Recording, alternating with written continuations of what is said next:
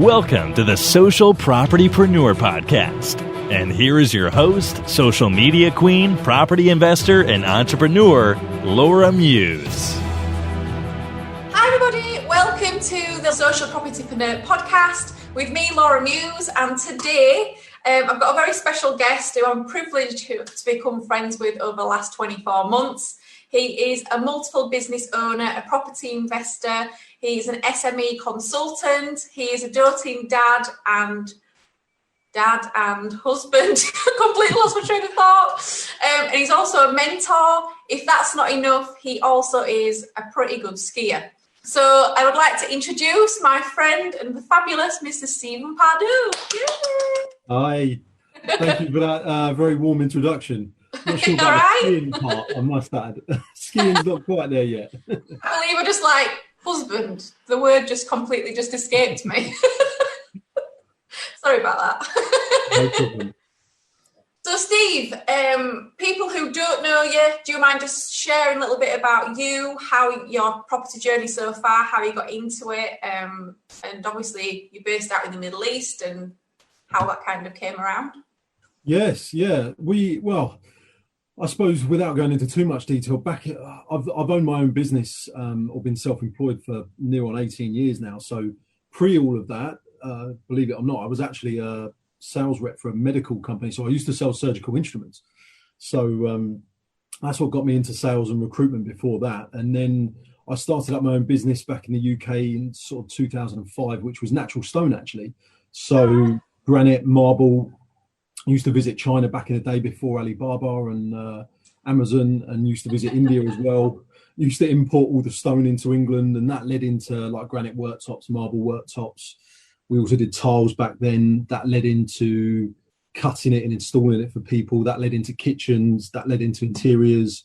And then over the time, that led into also a business in the Middle East where we represent German brands. And they're again interior related, kitchen wise, furniture wise. And then in the background, I'd always, I hate the word accidental landlord because you're not, but I owned a couple of buy-to-let properties, but it wasn't really a journey or a professional limited company or a planned job. Had that in the background. And then probably 2015-ish, really started looking into property a bit more, started doing a bit more research, went on a few more training courses, got myself educated a little bit more as well. And then really that's where it started as I suppose we looked at property as a business really more than just property. So we set up a limited company at that point, and from then onwards, everything's been bought as a limited company. And back in the day there, we had a business, myself and my business partner in DOMO Developments, Adam Huzzey. We're fortunate enough, I suppose, to do 1 day a week up in our area and 1 day viewing out of the office, which didn't affect our day-to-day job, which I know a lot of people have maybe time-bound issues with, which we didn't, which was lucky. And we just built it up from there, to be honest, and it's grown since then. So what type of properties do you buy, whereabouts? Because you don't invest where you live, do you, like I do? No, well, we do, but not in all our strategies. So I live down in Berkshire in the UK, so near Windsor area, but we don't predominantly invest there. There, if we do anything, it would be high-end flips. It doesn't really work number-wise for single lets and things like that. So our actual sort of goldmine area, as it was, if I use that phrase, is up west of Birmingham. So we do a lot of work in Dudley, edge of Wolverhampton, DY postcodes, WV postcodes, and that we have a mixture really. Single lets was where we sort of cut our teeth, and we still buy single lets to this day. So two bed. Love a single let. I love single lets. Everyone should love single lets. I think anyone I've ever met in property that is way ahead of me or 20 years above me, their backbone is always single lets, no matter how big they're doing. So, yeah, I think that's wise from a learning point of view, and you can make mistakes without getting too burnt. And long term, to be honest, our strategy is always to hold everything. So, single lets, even if you make a slight mistake or your numbers don't quite hit where you want them to be in 20 years time, it's compensated. So we still buy single lets. We do HMOs. We have random sizes. Our biggest is 15 bed HMO. Our smallest is 5. We seem to like 5 to 6 beds seems to work best for us in our area. And we also have some commercial units. So we have quite a few retail shops with like flats above them or Yeah. behind them, depending where they are. And we have a couple of serviced office blocks as well, which we bought recently. So quite a mix now. We've sort of taken it up a level every year, I suppose, in terms of value and money and outlay, I suppose. Can you tell me a little bit about how you scaled so quickly? I mean, a lot of people who are just starting out in property can have, so we had a little bit of money to start. Have you used all your own money? Have you used investor finance? And how did you go about doing that? Because you bought a lot in a very short period of time. Yes. We did have some of our own money to start, 100%. We still use some of our own money to this day. We still use a lot of investors' money, and that has always been a strategy of ours.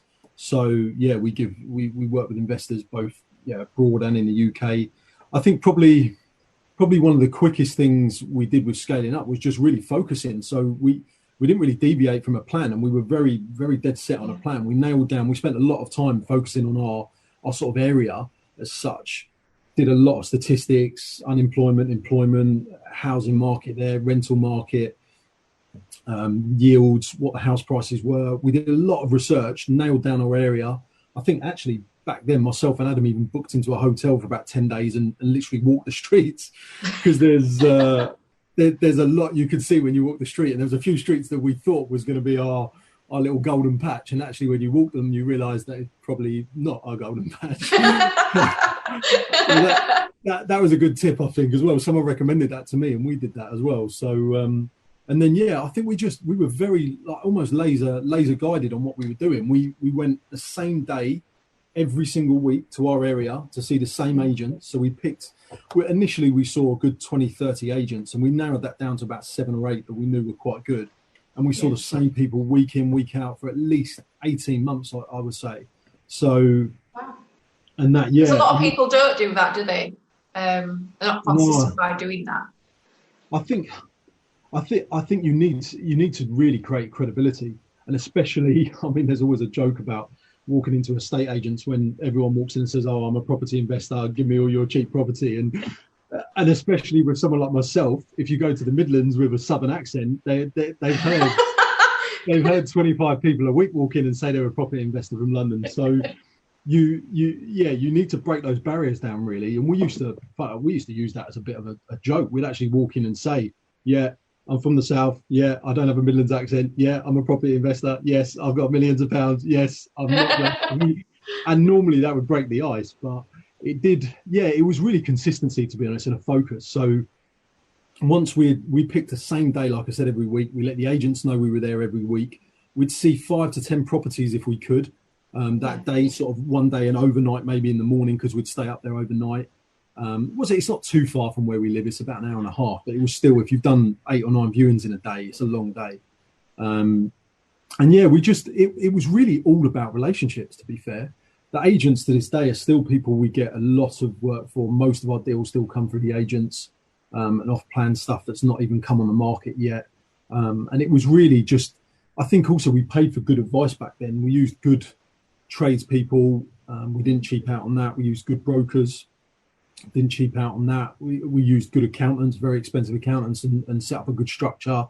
And all of that really does help you scale up once you get going. And I think the other key critical point is doing what you say you do. It sounds so basic, but once we actually had a deal, and we said to an agent, we've sort of sold ourselves for 10 months, and then a deal happens, you've got to do it whatever. And that's still to this day, even if something's not gonna 100% work for us, if we've committed, it's tough. We're going through with it, and we'll deal with it after, because the credibility is key really with those deals. Do you think that comes from your sales background? Because I'm only asking because in my background, I used to be a sales rep and area manager, and that was one of the things that my customers said. I hate when people don't follow through on what they say they're going to do. And obviously, when you don't, there's no point really going back because you've lost that customer. Do you think that's part of it, or? 100%. I think both from a sales background and also just running businesses in general, that's always been my sort of ethos, I suppose, in terms of staff and our business in general. Is just we commit to what we're doing and we do it well. And I don't think that matters whether you're buying property or selling surgical instruments or whatever you're selling. I think that if you follow through on what you say you're going to do and you do what you're going to do, that's always going to stand you in good stead.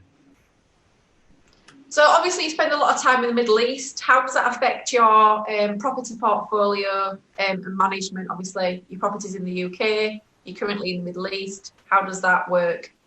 Yeah, well, luckily, I suppose to a certain extent, I've got a business partner that's based in the UK full time.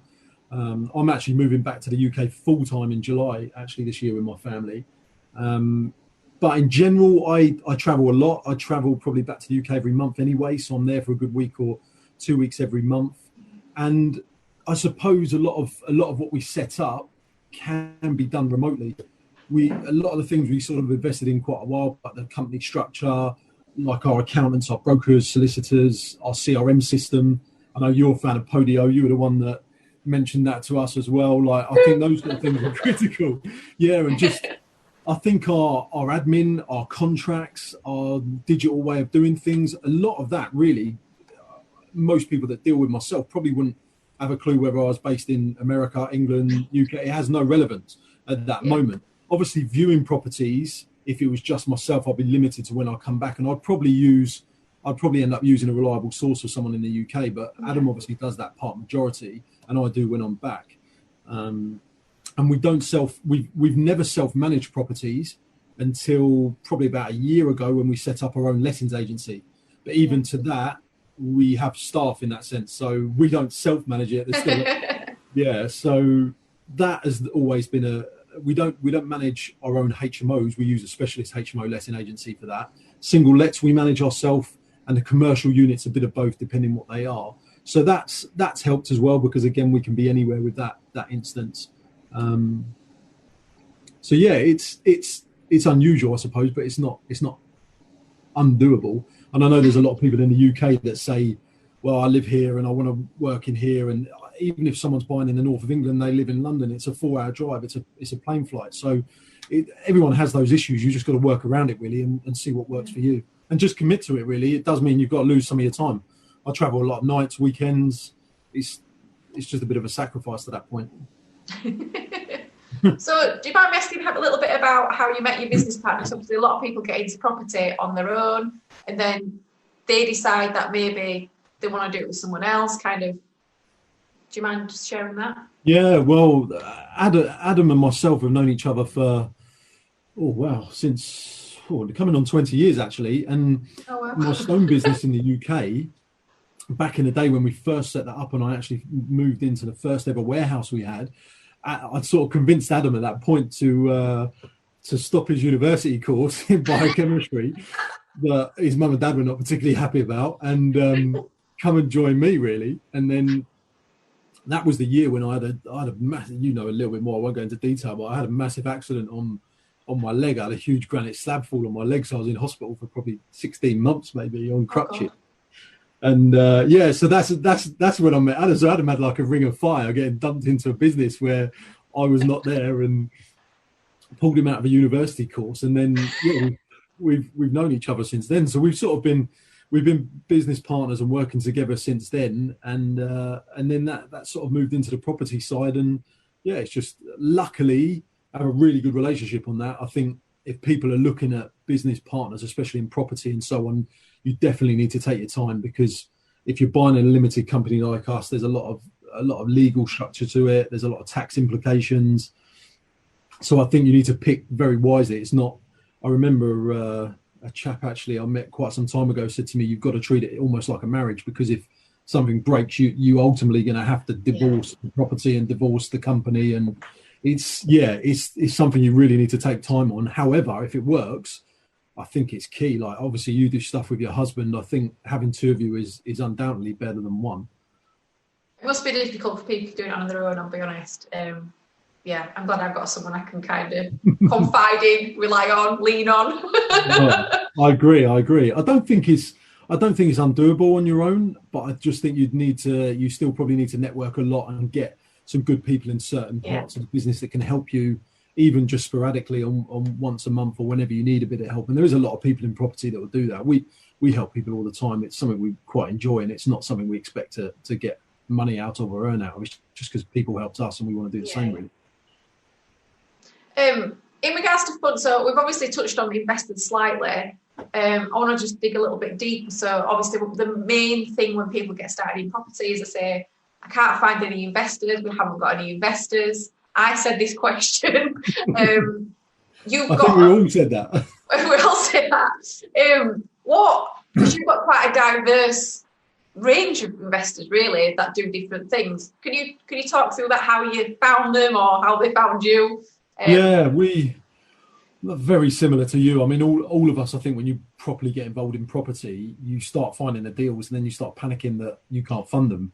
And you can, there's only so much you can buy yourself, and your own funds run out pretty quick if you're buying quickly. So yeah, I think that's a common thread for everyone. And most of that really, for me, it's just a mental block. It's not really any issue that there's no money there. There's loads of money there. It's really just a mental block to get your head over the fact that don't panic, you'll find it. Yeah. And I know people say that all the time, if the deal's good, you will find money, but it is so true. And I think also you just need to, the way we changed it a little bit was just the way we marketed it a bit. We weren't really promoting ourselves looking for investors. We never really do that even to this day. Yeah. We had people contact us maybe that knew us from previous businesses, or friends and family normally start cropping up. It's amazing how many of your friends and family have 50,000, 100,000, 200,000 sitting in just ISAs or banks earning, well, nowadays not even 1%. And by the time you take inflation, they're probably losing money every year. So it's actually a really good chance to help a lot of people, and then it does work on from there. I think probably one of the biggest things we did back in the day was we just changed the way we positioned it. So we actually gave our profit away, if that made sense. So instead of us saying, right, we're looking for 100,000 investment and you can get a 10% return, that's the end of it, or 100,000 investment, we'll buy this house, we'll put a charge on it. We didn't really do that. We said, look, if you're going to invest in our business, it's a business loan. We do it for slightly longer, maybe 2 to 3 years. Yeah. And then we basically, within that time, give the profit of that property back to them. So it means we can give them much better returns, but it also means we can use the money 2 or 3 times within that time frame. So it gave us a lot more flexibility, gave the investor a bit more return. And for us at that, say we did a 2-year term with an investor, we didn't need necessarily the profit out of that property for that 2 years, because we have other income and other properties that generate income. And then after the 2 years, if the investor gets paid back or they stay with us, the property and the asset's ours then at that point. So we gain the asset long term. So I think that was something we did a little bit differently back then. We just positioned it a bit more like, no, don't just invest with us and get a return, like take our profit almost. And it just seemed to work well, resonate with people a lot better. And I think the other thing was really just helping people a lot. Like I mentioned just now, there was a lot of people we helped, and they saw we were involved in property, and then we just got involved in stuff. Did a lot of networking back then. Did a lot of speaking as well. No, I'm nowhere near as much as you. I'm not on I'm not on the internet as much as you. When are you back to the UK, Steve? Maybe. I was joking earlier. I was looking at my newsfeed today, and there was about 25 Laura Muse messages. But yeah, we spoke a lot, like some of the PPNs, and obviously there's other pins and stuff. A lot of those networking events are great. If you're good enough, if like you're confident enough to speak, it's a great way to get out, network, get in touch with people. That worked a lot. We don't do as much of that anymore. We still do, and it's still a nice thing to do to help. But Adam does quite a bit, doesn't he? Yeah, Adam does quite a bit, and even that, I think, like it's something you can do in peaks and troughs depending how busy your business is, because it does involve a lot of driving around the country and late nights and where you're going. So it does depend on how your business is going. And another thing we did a few years back was we started looking into the whole pension thing a little bit earlier than most, and that's worked quite well for us. So the SASS pension, specifically, we have quite a few investors that actually use their SASS pension funds with us. So, and it's a huge sort of area that's really a bit untapped in property, where a lot of the people with SASS are property guys anyway, or ladies, and they really have good chunks of money that they need to lend and need to earn good money on, whether that's buying commercial property or lending it as a business loan. So that we started doing maybe a little bit earlier than most, and that's something we really do get quite used to now. We're used to the paperwork, used to the way it works, and we're quite known as that. Yeah. But that's mainly on commercial, isn't it, just for the people listening? Because maybe people who are listening don't know how you can utilise a SASS. Well, there's obviously it's very different depending what people's SASS are, but in general, 50% of your SASS you could buy a commercial property, but they would need a charge. But the other 50%, which is probably untapped, is they can lend that as a business loan. So they can lend that to our business as a business loan and get a return on it. What we do with that, whether it's property or not, is irrelevant to the SASS. So yeah, and some of those people also can lend it to their own businesses if they have their own business. So yeah, it's a really good, I mean, in a normal pension fund, if you earn 3 or 4% a year, you'd be over the moon. So if they can lend money to a business and get 10, 15% return a year, it's unbelievable. So it's a really good, that's a good sort of pool of investors for us, as it were. And that, again, is recommendations. There's quite a niche amount of people that follow onto each other in that group. So your top 3 tips for people looking for funds, what would they be? Number 1, you need to tell everyone what you're doing and get out there. You know that more than anyone. So yeah, you've got to just tell people what you do and not be afraid to just show what you're doing. You don't need to sell at all. So yeah, number 1 is just get out there. Number 2 is actually ask for the money. Like, it's very, very rare people actually say to people, I've got this, have you got 100 grand? Yes, let's do a deal and do it. Just you've got to get to that point of saying, yeah, let's ask for the deal.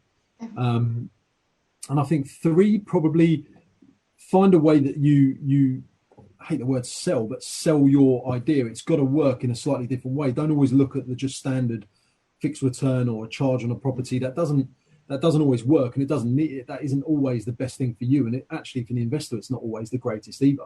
So probably do something a little bit different. Think outside the box. Well, yeah. I was trying not to use that phrase. Oh, well, I've just used it. I brought it down. The conversation just come down. Well, I'm going to have to talk about it. I'm going to have to talk about COVID-19, how it's affected you in your business. Sorry. We have to. There's no way you can get around the subject at the minute, is there really? So yeah.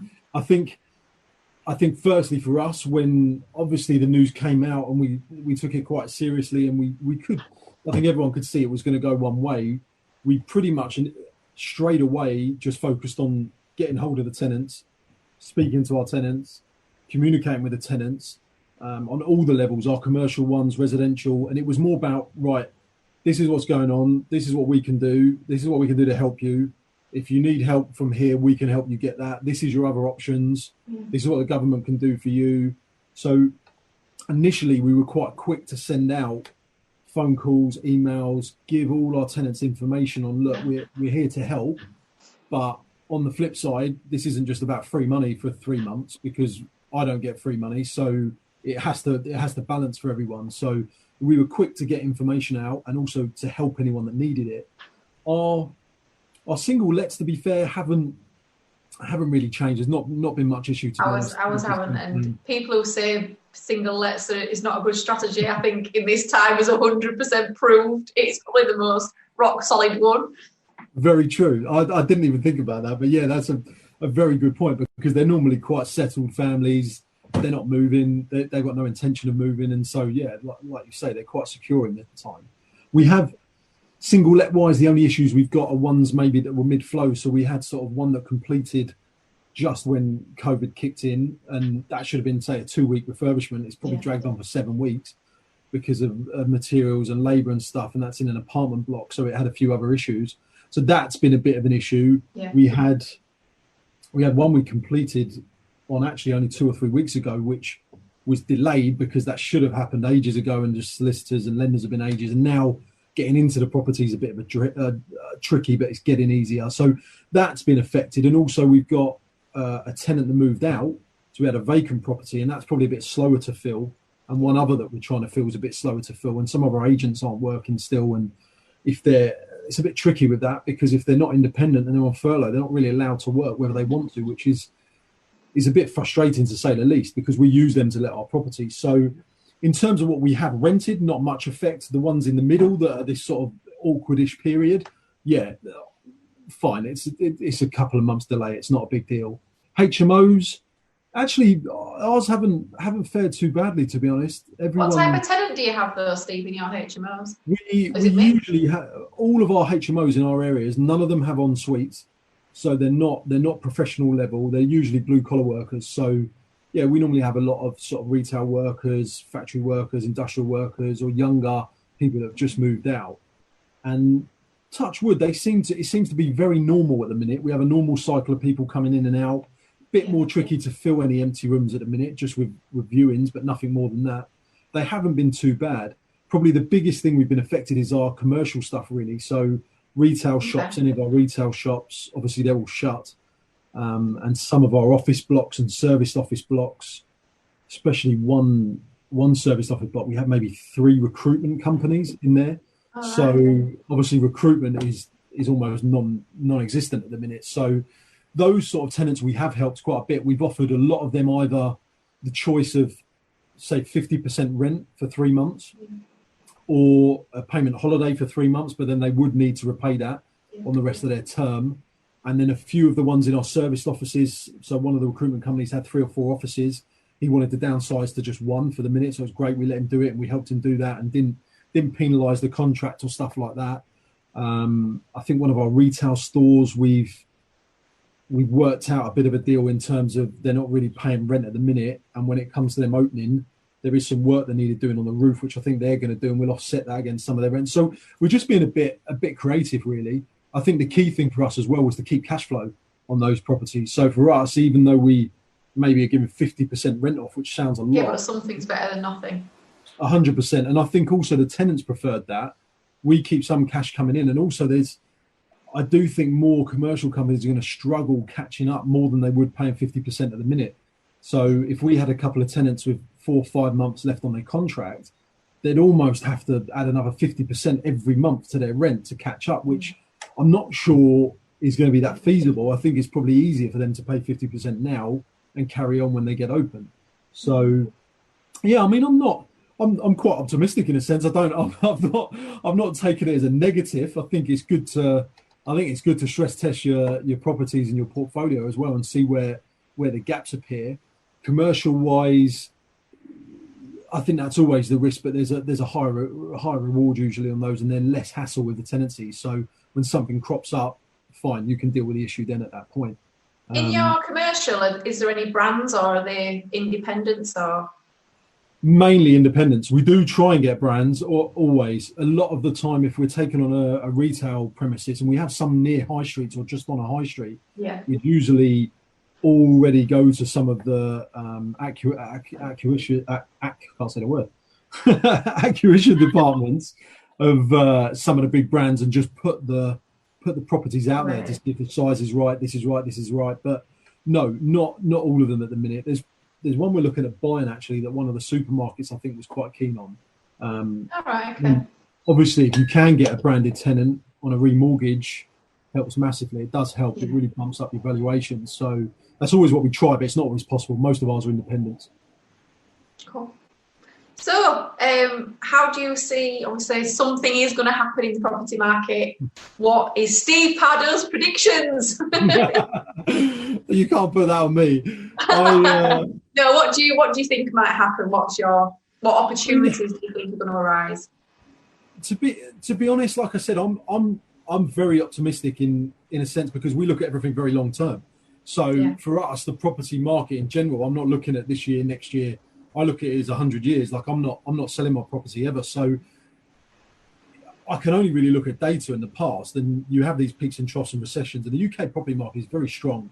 It's pretty stable. Ultimately, there's still a supply and demand issue. So rent is very strong. Demand is very strong. I think there's no two ways about it. There's going to be some sort of drop in the market this year.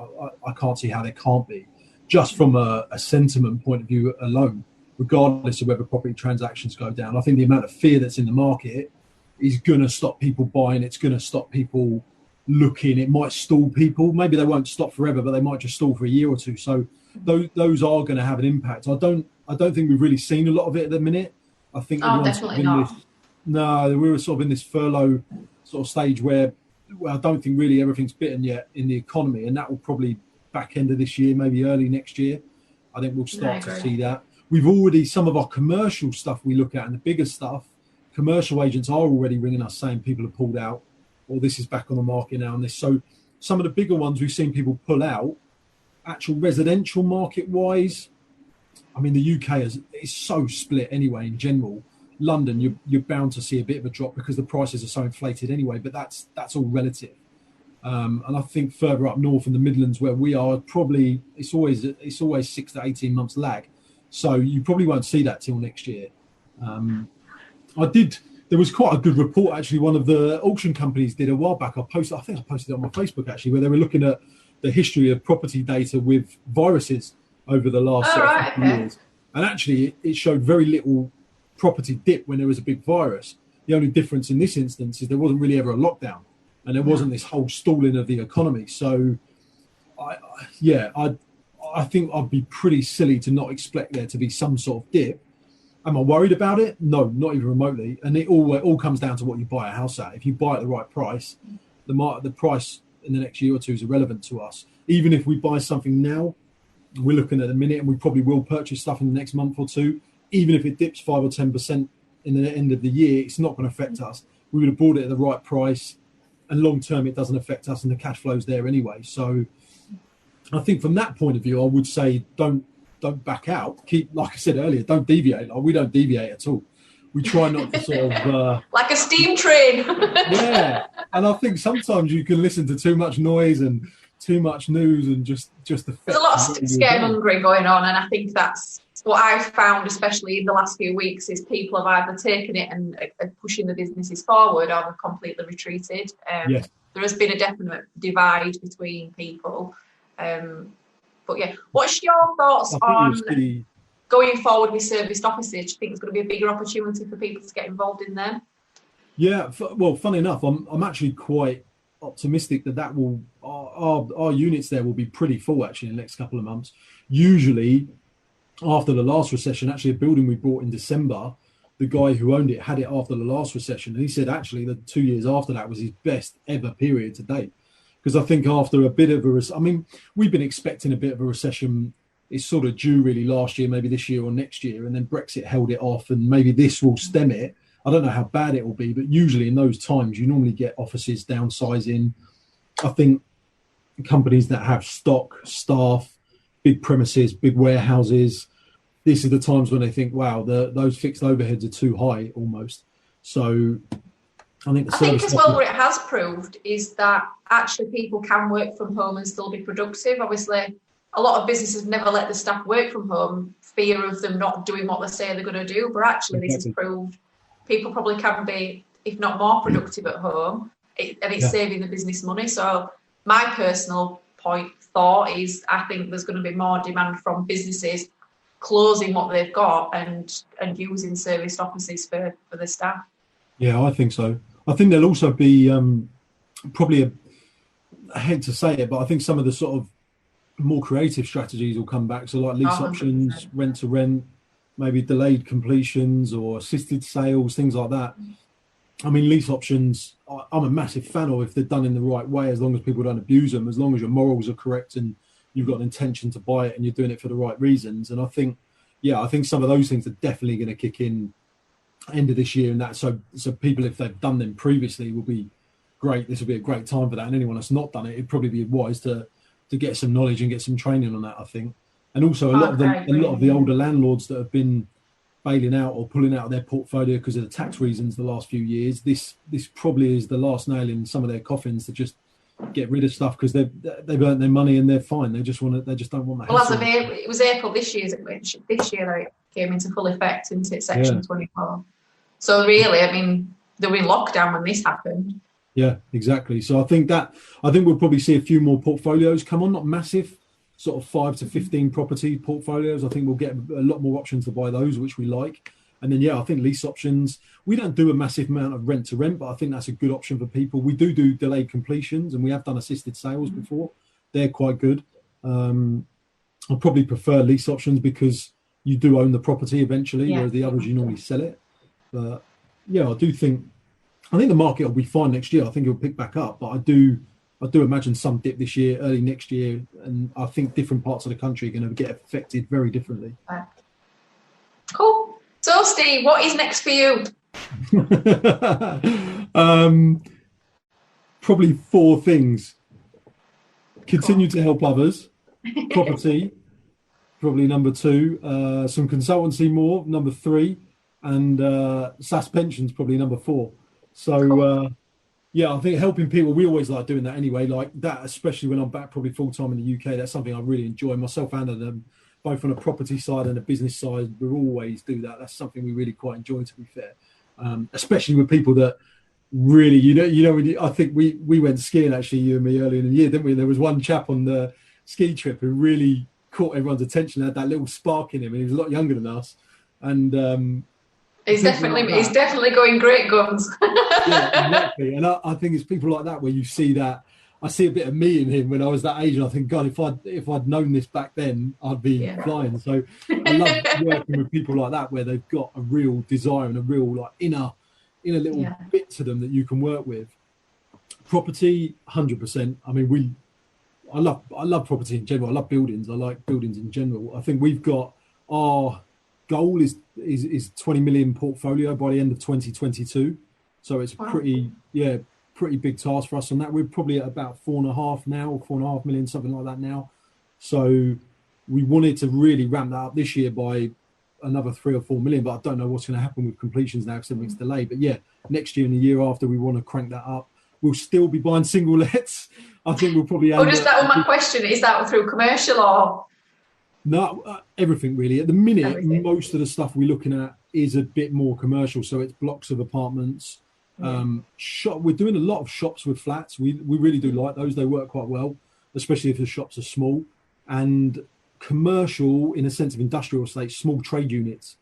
So that is definitely a focus for us. Single lets will probably continue to buy at least one a month continually. We always do. There was one we bought last week actually that actually came off, I think. So that will carry on buying. But yeah, the majority, I suppose, bigger deals. We haven't really done too many new builds of houses. So I think we will try that, but not for a year or two. We'll probably do a new build apartments again this year, maybe next year, and houses probably the year after. Well, if you want to come to Sheffield, new build opportunities. There you go. You're trying to sell me your new builds already. And then I was just trying to think, what else would I say? Yeah, you mentioned consultancy. I do a small amount of that with businesses and property, whether it is or not. I enjoy that anyway. And again, that's not really something I do for monetary purposes. More to really give people like my knowledge that I didn't get, if you know what I mean, and try and help people on their journey a little bit.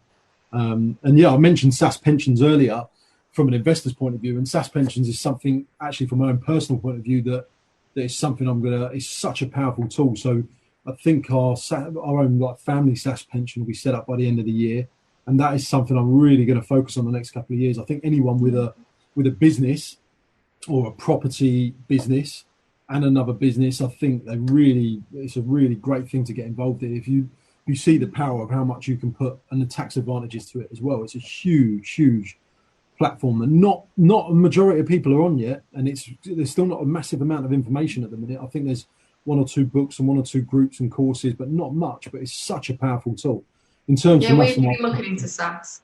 Yeah, I think it's great. I mean, you can even if you've got a business with a property, you can buy the property, rent it back to yourself. Profits can be tax free. You can put 40,000 a year into it, each director or each person, depending on your tax statuses. So it's that's something I'm going to focus on heavily, really, from my own point of view, because probably similar to you guys up there, like I've been self-employed for 20 years or so. Like really, these sort of things are set up for my family and my kids, and that's really my main goal, is my legacy. What I leave there, my pension really is property. So it's all built around that, isn't it? Well, Steve, thank you so much for your time today. I really, really appreciate it. No, thanks for your time as well. Great to speak to you.